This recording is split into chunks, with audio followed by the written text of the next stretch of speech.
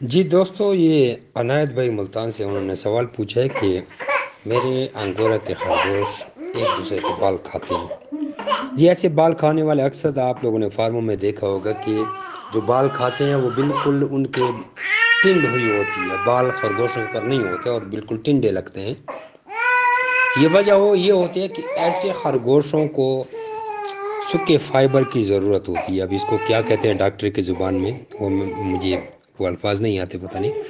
بل ایسے خرگوشوں کو آپ لوگ سوکھی گھاس 24 گھنٹے کیج میں رکھیں گے۔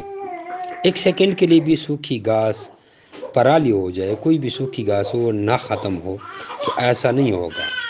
اور اگر سوکھی گھاس نہیں ہوگی تو ایک تو وہ ایک دوسرے کے بال کھائیں گے، یہ ہر خرگوش نہیں، کوئی کا دکا کرتے ہیں، اور وہ بال جو کھائیں گے اس سے وہ مرتے بھی رہیں گے۔ مثال کے طور پر 10 ہیں تو آپ کو ہفتے میں ایک دو پھر مریں گے، پھر ہفتے میں ایک دو پھر مریں گے، پھر آخر میں ایک دو پھر رہ جائیں گے، 10-15 میں سے باقی مر جائیں گے۔ لہٰذا ایسے خرگوش جو ایک دوسرے کے بال کھاتے ہیں ان کے کیج یا تو ان کو علیحدہ کر دیں، علیحدہ۔ اور ایسے بھی ہوتا ہے کہ کوئی اپنے بال بھی کھاتا ہے تو سوکھی گھاس بہت لازمی ہے، تو ایسا مسئلہ نہیں آئے گا۔